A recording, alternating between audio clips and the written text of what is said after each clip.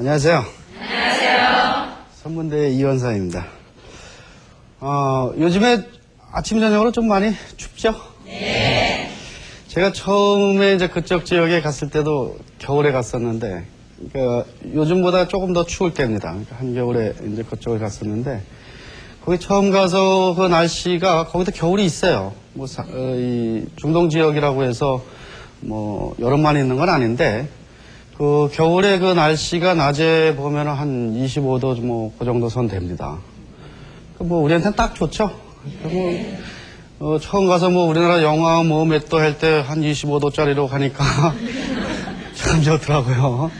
예래 이제 양복 입고 다니면 밖에서 땀도 흘리고 그랬는데, 그리고선 저 실내를 들어가 봤더니, 물론 실내하고 밖에하고 차이가 많이 나요. 우리도 그 왜 초가을 되면은 햇빛은 따뜻한데 그 안에 들어가면 막 썰렁한 거 있죠. 이제 그런 거 비슷하거든요. 그 날씨에 이제 실내를 들어갔더니 전부 히터를 켜놓고 있더라고요. 그래서 제 속으로 참 신기한 사람들 다 있다. 그리고서 이제 여름이 됐는데, 여름은 진짜 힘들어요.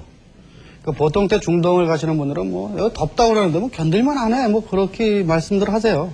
또 가는 데마다 에어컨 다 돼 있고 그러니까. 근데 이제 여름에 되면 한 6, 7, 8, 9 이건 굉장히 좀 심하거든요.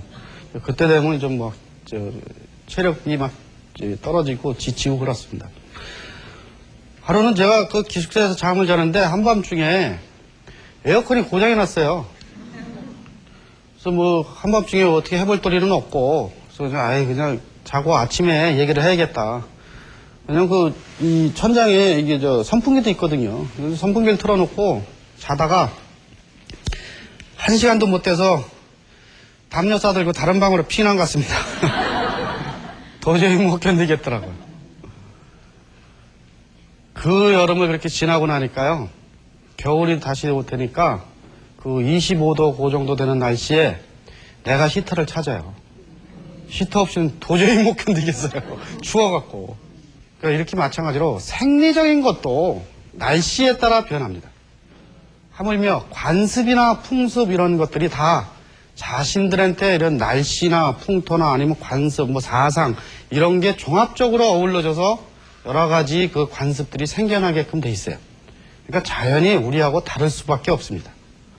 네, 오늘 말씀드릴 게 바로 이런 부분들입니다. 즉 통과의례라고 하는 것은 사람이 태어나서 죽을 때까지 여러 가지 의례를 거칩니다.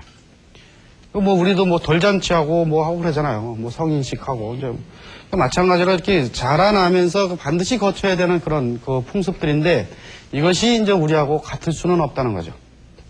그래서 이제 그런 풍습들을 먼저 보려고 하는데요.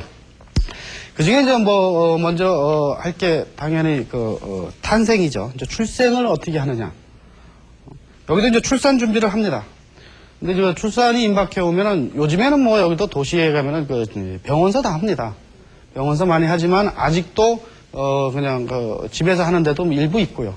근데 이제 병원서 하는 거는 우리나 거기나 특별히 다를 게 별로 없으니까 말씀드릴 게 없고, 저보다 더 잘 아실 테니까. 왜냐면 저는 그 출산 준비 잘 모르거든요. 유학 중이라 애 낳는 것도 못 봤어요. 그래서 갔다 방학 때 오니까 제 큰애 낳을 때는 그 학교에서 집에 가라고 티켓도 줄 때니까요. 방학 때 들어왔는데, 방학 때 들어오니까 애 안고 있으면서 내 애라고 하더라고요. 그래서 그런 거 잘 몰라요. 근데 거기도 이제 전통적인 그 출산 준비는 뭐냐면은 조산원이 있습니다. 근데 조산원이 이제 실이나 칼이나 이런 건 다 준비를 하게 되는데, 특이한 게 뭐냐면 꿀안을 주머니에다 이렇게 넣어서 그 아기가 태어날 그 방인데 이제 메카 쪽으로, 사우디에 있는 그 메카, 거기가 제일 첫 번째 성지니까 그쪽으로 달아놓습니다. 물론 이런 것들이 정통 교리에서는 금기 시대에 있는 것들이에요. 그러니까 이게 꼭 종교 논리로만 똑바로 되는 게 아니라 이제 거기에 그 지역들의 어떤 그 샤머니즘적인 요소들이 이제 섞여서 풍습으로 내려오는 것들이거든요. 아니면은 이제 그 주머니에다 참깨나 이런 걸 넣어서 이렇게 걸어놓고 이런 것들로 돼 있고, 그다음에 이제 출산을 할 때 남자들은 그 밖에서 이제 여자들을 좀 도와줍니다. 이것도 뭐 우리하고 비슷해요. 그러니까 이렇게 우리식으로 하면 힘내라는 건데 그게 이제 어떤 말들을 주로 쓰냐면은 알라우 아크바르라고 하는 것이 있습니다. 이것은 이쪽 영화들을 보면은 많이 들으시는 건데 하나님은 위대하다는 뜻이거든요. 그러니까 이 사람들이 왜 뭘 할 때 구호로 외치는 게 이 말이에요. 그러니까 우리식의 뭐 파이팅 이 정도에 해당하는 것을 알라우 아크바르 하고 전쟁에서 앞으로 나갈 때 돌진할 때도 바로 이 소리입니다. 그러니까 이런 것을 밖에서 이제 계속 외쳐주고 그다음에 이제 이제 꾸란절을 이렇게 성경을 이렇게 우리식으로 하면 이제 성경을 읽어주는 거죠. 그게 이렇게 곡절을 붙여서 계속 읽어주는데 주로 이제 어디를 읽어주냐면은 거기 마리아가 예수 탄생할 때 그 대목들이 있어요. 거기를 계속해서 이렇게 읽어주는 그런 상황으로 해서 남자들이 이제 밖에서 이제 힘을 주고 부인한테 이제 힘을 전달해 주는 거고 그다음에 이제 부인이 이제 애를 낳게 되면은 그 첫 번째 의식이 뭐냐면은 태어난 아이의 오른쪽 귀에다 대고 아잔이라고 하는 것을 불러줍니다. 이 아잔이 뭐냐면은 예배 시간을 알려주는 소리예요. 그러니까 이렇게 종치고 뭐 그런 개념인데 그런 게 아니라 이런 꾸란 구절을 이렇게 읽는 거 이런 내용들이에요. 뭐 알라우 아크바르 뭐 아니면 하나님은 한 분이시다 뭐 그런 내용들을 이렇게 곡절을 붙여서 하는 거거든요. 그 다음에 이제 왼쪽 귀에다가 대고는 이제 이까마라고 해서 예배 보기 전에 이렇게 해주는 낭송 구절이 짧은 것들이 있습니다. 그거를 해주는 거거든요. 근데 이게 무슨 의미냐면은 세상에 태어나서 가장 깨끗한 소리를 첫 번째로 들려주겠다는 소리예요. 의미예요. 그 의미가. 그러니까 이 사람들에 있어서 세상에서 가장 깨끗한 소리는 뭐냐면은 하나님이 하신 말씀이에요. 그러니까 그것을 아이한테 제일 먼저 들려주겠다는 거죠. 뭐 갓 태어난 아이가 뭐 그거 귀가 들립니까? 안 들리지만 그런 마음을 아이한테 전달해주는 그런 건데, 그러니까 뭐 이게 일종의 우리의 태교하는 그런 정신하고 비슷한 것이 아닌가 그런 생각들이 듭니다. 그리고 나서 젖을 바로 먹이는 것이 아니라 첫 번째는 대추야자라고 있습니다. 이 대추야자가 이제 요즘 같은 이런 라마단 기간 중에 많이 먹는 건데 마그립 예배 때 밥을 먹어도 될 때 그때 첫 번째로 먹는 게 이 대추야자예요. 그것을 이렇게 이제 입에 씹어갖고 그 즙을 아이 이제 때 먹이죠. 첫 번째로 그것을 타하리크라고 부르는데 그런 다음에 이제 두 번째 날이나 세 번째 날에는 뭘 먹이냐면 단 거 설탕물이나 뭐 꿀물이나 뭐 이런 것들을 먹이고 이제 세 번째 날에 가서 식용유를 한 방울 이렇게 떨어뜨려서 먹입니다. 식물성 식용유인데 그리고 나서 이제 그 다음부터는 이제 젖을 먹입니다. 아마 이런 것들이 제가 잘 몰라서 그랬는데요. 애 낳으면 젖이 바로 안 나오나 보죠? 그런가요? 잘 모르겠어요. 안 해봐서 모르겠는데 애는 있는데 못 해봤어요. 근데 그게 이제 그 과정 중에 이제 습관적으로 관습적으로 이 사람들이 이렇게 아이한테 이제 좋은 쪽으로 그런 행위들을 하는 걸로 이제 굳어진 그런 것들이죠. 그리고 나서 이제 보통 산모가 이제 산후조리를 하는데 여기서 특이한 것이 뭐가 있느냐면 7일째 되는 날에 장명의식을 합니다. 이름을 붙여주는 의식을 해요. 이 잔치가 굉장히 큽니다. 우리나라 돌잔치 정도에 해당합니다. 뭐 양 잡고 소 잡고 아주 뭐 하거든요. 그 다음에 이제 이 산모는 한 40일간을 쉬게끔 되어 있습니다. 이 산모는 이렇게 쉬는데 이 장명의식을 하는 날 되게 이제 관습적으로 보면은 꼭 정해진 건 아닙니다만은 뭐 남자인 경우는 양을 2마리 잡고 뭐 여자인 경우는 1마리 잡고 이런 것도 있지만 요즘에는 뭐 아예 소를 1마리씩 잡는 데도 많이 있어요. 우리나라에서 소 잡으려면 보통 부자 아니면 못하죠. 근데 그건 속값이 싸요. 그러니까 뭐, 싸도 그 사람들 뭐 월급의 한 반 정도는 차지하는 액수인데, 꽤 많이 투자한다는 것을 의미하죠. 그래서 이제 그러니까 자연히 잔치가 커지죠. 그래서 이제 여러 사람들 뭐 주변에 친지나 이런 분들이 많이 오고, 그 다음에 이제 여성들이 이제 가서 그때 이제 아이들을 처음 봅니다. 아이가 이렇게 아이를 밖으로 돌리진 않아요. 거기도 이제 위생이나 이런 것 때문에. 그러니까 아주 가족 되는 친한 친척들만 몇 분 가서 아이들을 보고, 남자들은 그러니까 밖에 있으니까 못 보는 거고요. 그래서 이제 즐기면서 노는데, 이때 이제 산모가 최소한 밖에 나와서 오신 손님들한테 인사는 한 번씩 하고 들어가요. 이런 풍습들도 이게 우리나라에서 하면 못해요. 여러분들 일주일 만에 돌아다닐 수 있으세요? 그러니까 이것도 그런 생리적인 그런 체질이 다르기 때문에 우리하고는 날짜가 다르게끔 이렇게 정착이 되는 그런 것들이거든요. 그 다음에 이런 거 할 때도 우리하고 좀 비슷한 게 뭐가 있느냐면 이 손님이 오고 갈 때 소금을 뿌리는 게 있어요. 이것도 거기도 귀신 쫓는 거거든요. 그리고 어떻게 귀신 쫓는 데는 공통적으로 소금을 뿌리는지 모르겠습니다. 그건 제가 거기까지는 잘 모르겠고, 그 다음에 우리하고 또 비슷한 게 아이들 부를 때 예쁘다거나 이런 소리를 잘 안 해요. 이건 전통적인 사상에서 그렇다는 거예요. 요즘 현대 부모들은 좀 다르고요. 우리도 예전에 아이들을 일부러 이 못나니 뭐 이렇게 부르지 않았습니까? 좀 달랐죠. 그게 왜 그러냐면 귀신이 시기해갖고 혹시 아이를 해코지 할까봐 그런 의미거든요. 근데 여기도 그건 똑같아요. 그렇게 잘 안 불러요. 그러니까 일부러 못났다고 부르고, 뭐 예쁘다 이런 소리를 잘 안 해요. 그래서, 역시 이것도 우리 동양 사상, 그러니까 그쪽도 중동이라는 게 동양 쪽에서 나온 사상들이니까, 이런 부분들은 관습이 상당히 비슷하구나 하는 것들을 쉽게 느낄 수 있습니다.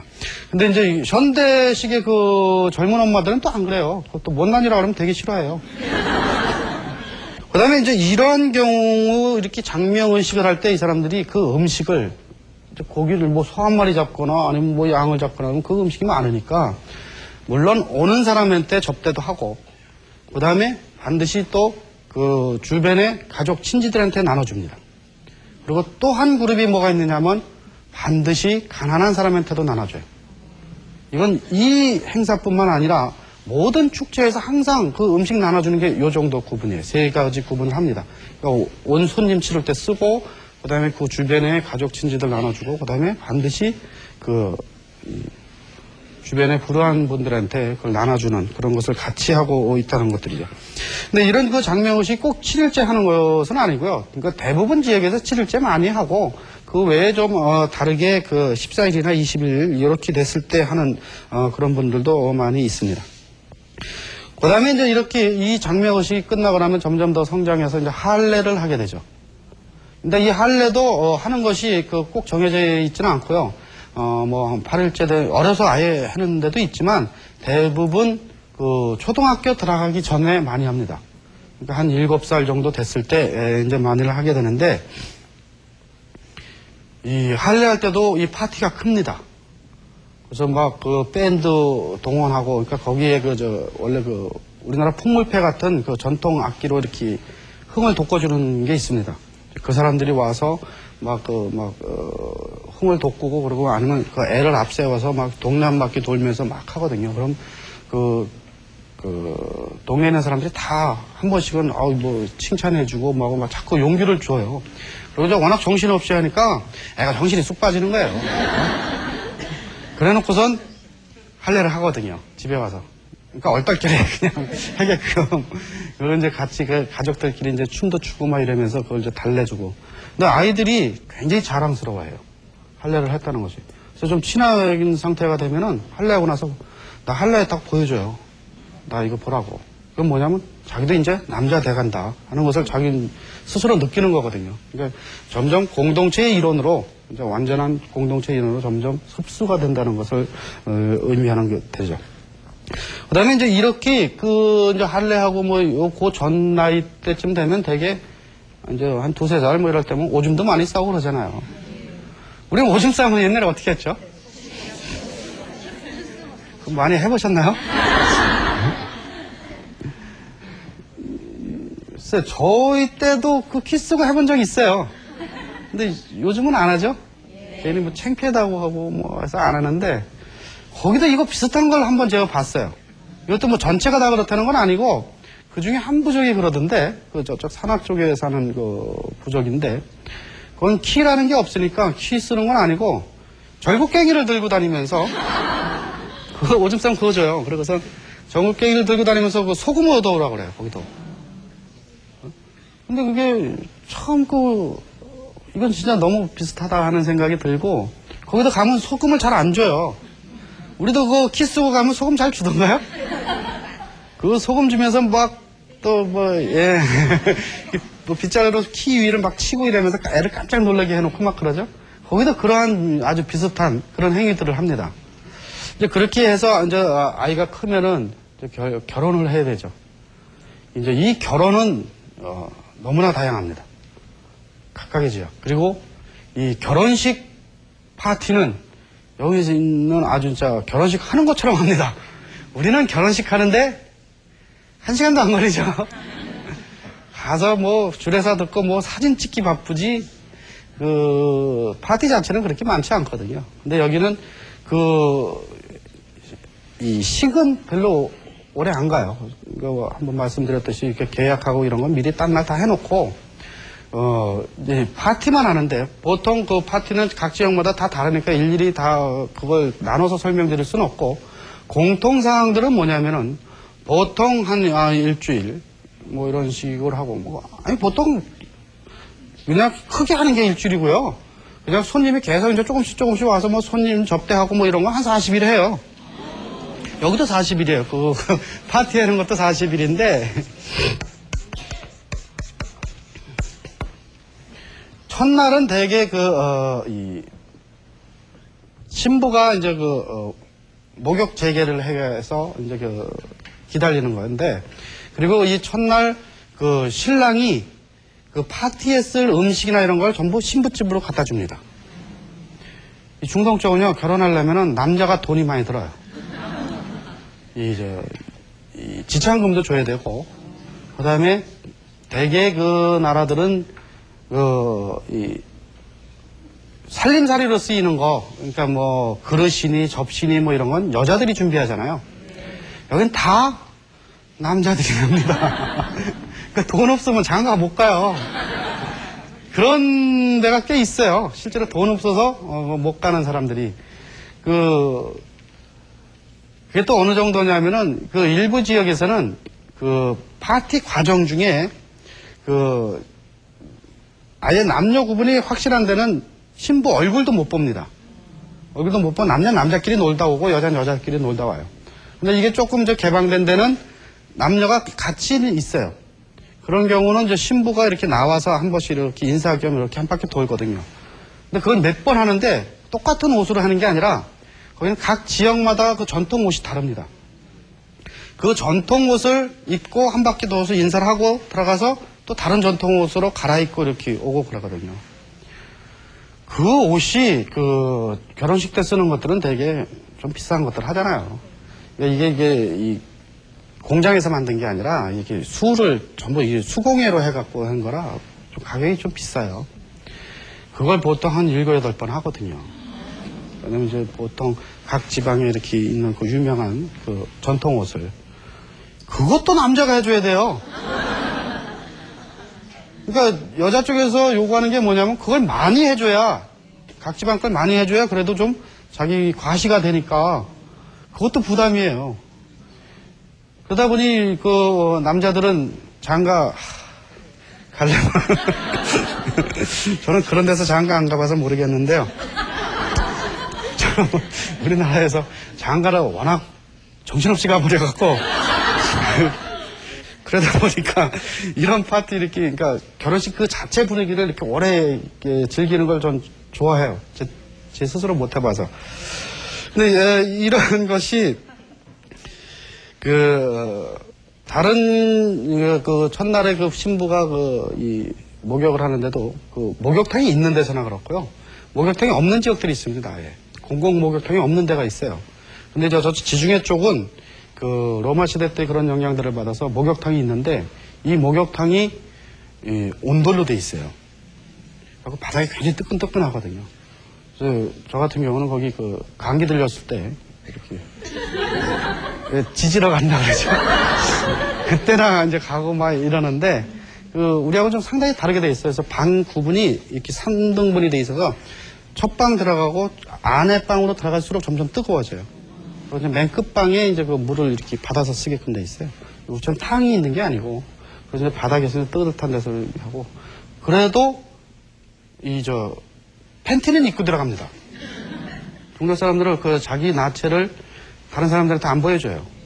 그래서 남자들끼리 있어도 팬티는 입고 들어갑니다. 그래서 여자들은 어디까지 가는지 잘 모르겠고요. 안 들어가 봐서 거기는 몰라요. 그 다음에 우리가 많이 알고 있는 터키탕. 우리는 그 터키탕을 퇴폐적인 단어로만 인식을 하는데, 진짜 터키탕은 그런 거 전혀 없어요. 그래서 오히려 터키 쪽에서 항의를 하고 그러는데, 그 터키탕에는 그 탕이 있어서 진짜 이렇게 몸을 담글 수 있는 그런 게 있습니다. 그래서 그것도 이제 목욕 문화도 굉장히 다양하게 나타나는데, 아무튼 이제 첫날은 그런 식으로 끝나고, 그 다음에 이제 그 두 번째 날이 돼서 이제 신부집에서 이제 양을 잡고 이렇게 음식 준비를 하기 시작을 합니다. 이제 이 과정에서 각각의 집에서 각각 파티들을 해요. 자기들 이제 친척이나 동네 사람들하고 따로따로들 이제 파티를 하고, 그 다음에 이제 세 번째 날이 되면은 이제 신랑이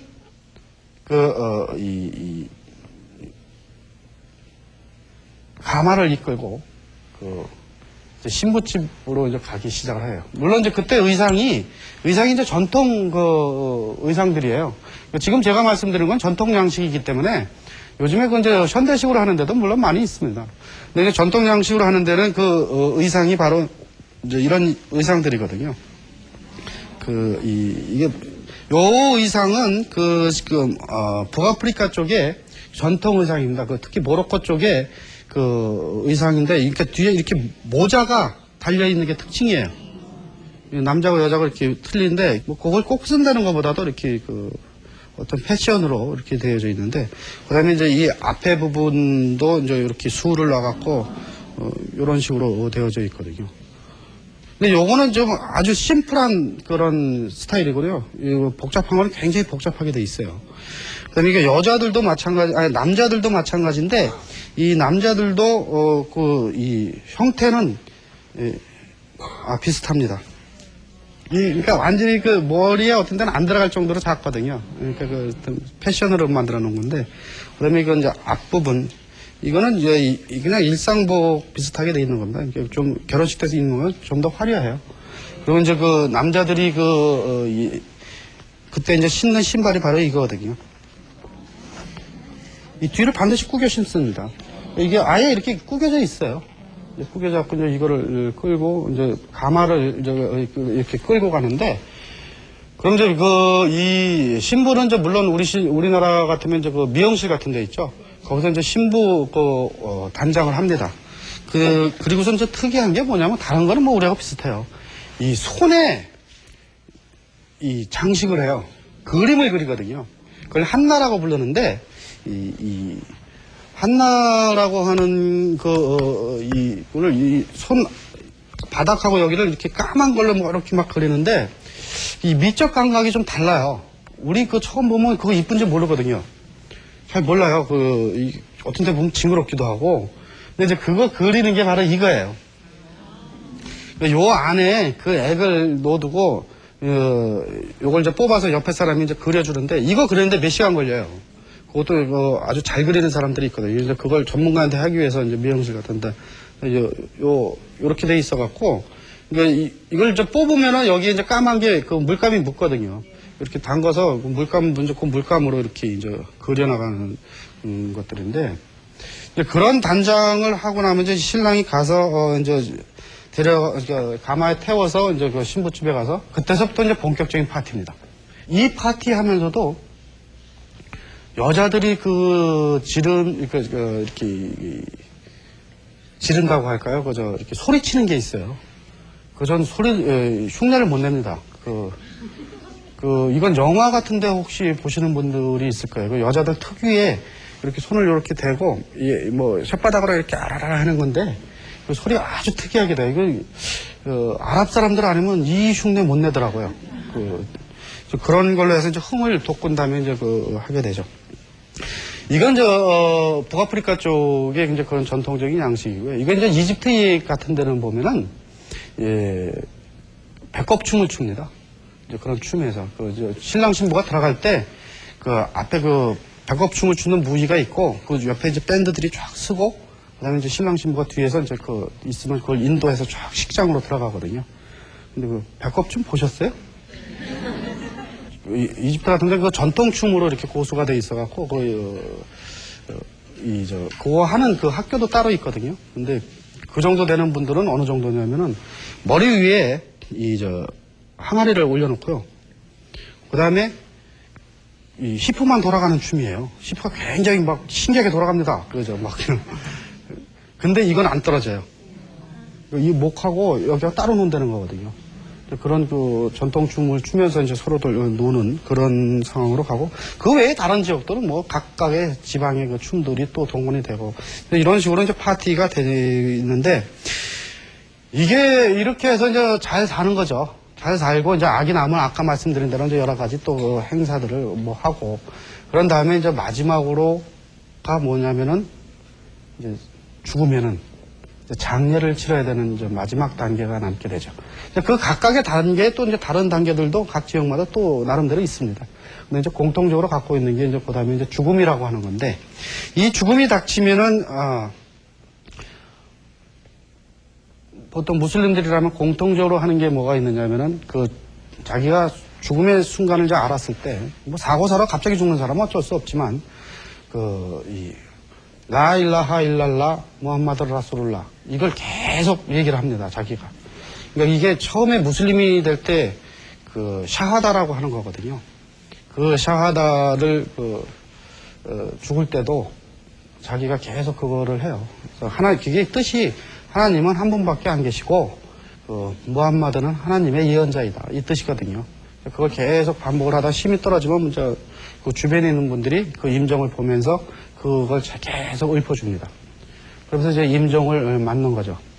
그래서 이제 사망을 하게 되면은 이제 시체를 염해야 되죠. 근데 이 염하는 방법이 우리하고 상당히 비슷해요. 뭐 염해보셨어요? 요즘에 우리는 다 병원서 많이 하죠. 근데 뭐 나이 드신 분들은 그 경험들이 있으실 겁니다. 근데 일단 거기도 더운 미지근한 물로 비누로 해서 이 시신을 깨끗이 닦습니다. 그 다음에 이제 일부 지역에서는 그게 이제 또 이렇게 털도 깎아내는 데가 있고요, 깨끗하게. 그리고선 솜으로 다 막아요. 이거 우리도 그러거든요. 구멍 뚫린 데는 전부 이렇게 막습니다.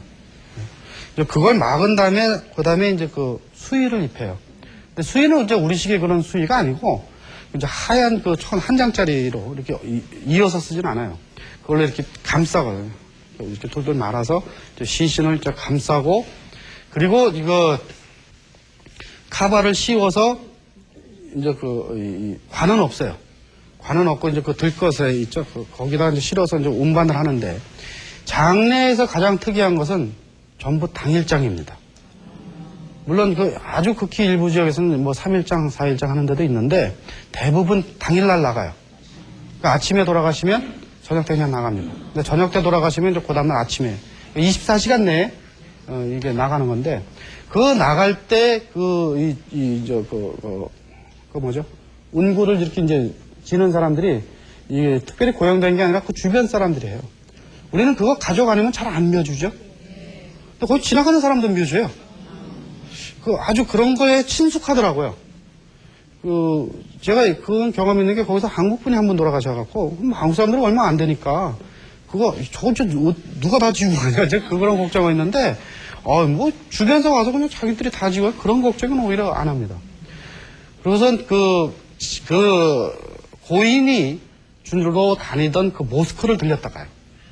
이슬람 사원에 들어가서, 거기를 한 바퀴, 가면은 이제 거기 있던 분들이 다 묵념을 한번 해줘요. 같이. 그리고 그 묵념을 받고, 그리고 이제 장지로 가거든요.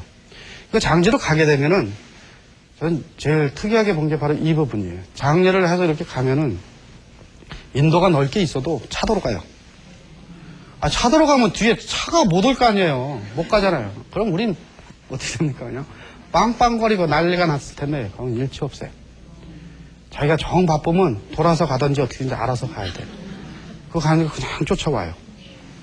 그것까지도 이해를 하는데, 지나가는 행인들이 그거 그냥 지나치는 경우가 없어요. 반드시 그거 서서 그 운도 지나갈 때까지 묵념을 한번 해줘요. 근데 거기까지도 괜찮아요. 그럼 뭐 사람이 죽었다고 하니까 뭐 그럴 수도 있다 뭐 그렇게 하는데, 그런 데는 보면 되게 차도가 넓어요. 그러니까 중앙분리대가 넓어서 그 중앙분리대에 뭐 나무도 심어져 있고 이렇게 넓거든요. 그런데 보면은 그 나무 때문에 그 반대편에서 오는 차들, 이거는 차도 잘 안 보일 때도 있는데 그 차들이 서요. 그 차들이 서서 운구 행렬에 완전히 빠질 때까지 서 있어요. 그래서 그 고인에 대한 그런 어떤 마지막 가는 길을 해준다는 것이, 그게 저한테 강렬한 아주 그 인상으로 남는데, 이 경우에도 이제 보면은 그 주변에서 이제 계속 가면서 그냥 가는 게 아니라 이제 가족분들은 슬프니까 울고, 그 다음에 뭐 아까 얘기했던 거 라일라하 일랄라, 하나님은 한 분밖에 안 계시다. 이제 그걸 계속 이제 외치면서 이제 가게 되죠. 그리고 이제 부인인 경우니까 대개 보면은 이제 가족 경우, 특히 부인들 같은 경우는 40일 동안 화장을 안 해요. 이 화장 대부분, 그러니까 소복을 입고 있어요. 우리식의 소복. 그러니까 뭐 모양은 우리하고 좀 다릅니다만은 화장을 안 하거든요. 그리고 이제 40일이 지나면 이제 일상으로 돌아가서 이제 화장도 하고 이제 이렇게 하게 되는데, 근데 여기 참 이렇게 보시면 아시겠지만, 이 유독 40이 많이 나와요. 이 40이 무슨 뜻입니까? 이거 외에 또 우리가 알고 있는 것도 있어요.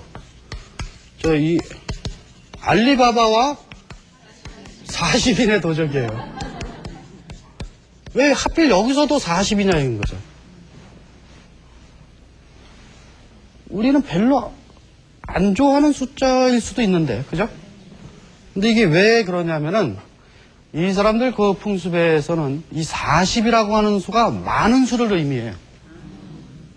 그러니까 가령 뭐 알리바바 40이라면 꼭 40명이라는 것보다도 많은 도적들, 이런 의미를 갖고 있어요. 그러니까 여기서도 마찬가지로 산모가 충분히 쉰다는 그런 개념들에 꼭 40일 쉬는 건 아니에요. 그 다음에 이제 마찬가지도 이 파티도 그렇고 이 화장도, 이 화장은 대부분 이거 40을 지키더라고요. 40일 지키고, 그리고 이제 일상으로 돌아가는 그런 상황들로 가고 있어요.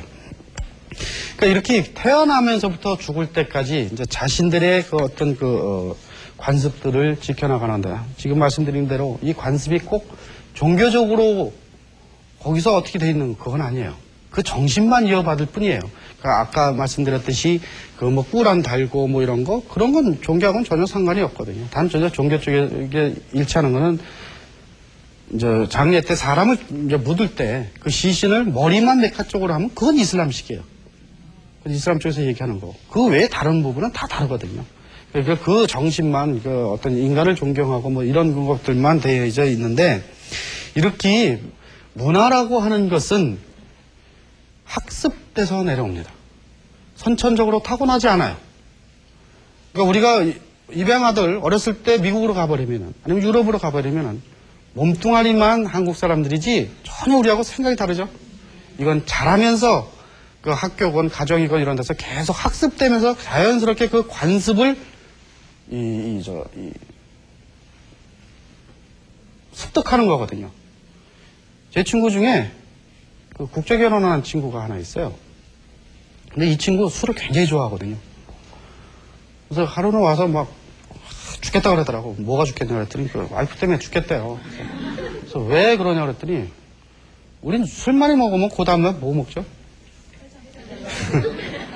그 해장국을 먹어야 속이 좀 풀리는데, 부인이 외국인이다 보니까 그걸 몰라요. 그러니까 아침에 기껏 나오는 게 후라이 하나에다가 이게 커피 나오니까 속이 안 풀리니까 죽겠다고 그러는 거예요. 이런 것들은 바로 자신이 자란 학습되어져 있는 그 문화 풍토가 다르기 때문에 그렇습니다. 우리가 서로 남을 이해할 때, 특히 외국인들을 이해할 때는 바로 이런 문화적인 관습들 아무것도 아닌 것 같지만 이것을 이해했을 때 불필요한 충돌을 줄일 수 있어요. 이걸 못 줄이면은 어떤 때 보면 사람이다 보니까 감정이 폭발해갖고 그 해장국 먹고 싶은데 그 계란 하나 나오면 얼마나 열받아요. 그러니까 아무것도 아닌 일 갖고 싸우게 된다고요. 우리 부부싸움 할 때 큰 거 갖고 안 싸워요. 무슨 세계 평안이 어쩌니 이런 거 갖고 안 싸워요, 절대. 꼭 양말 벗었으면 그 세탁기에 놓지 왜 여기다 놓는 이거 갖고 싸운다고. 그러니까 불필요한 충돌을 줄이기 위해서 바로 이런 관습들 이해가 우리한테도 굉장히 필요하다는 겁니다. 좀 더 그 사람들한테 다가가기 위해서 또 이제 이런 풍습들을 좀 더 유념해 주셨으면 좋겠습니다. 고맙습니다.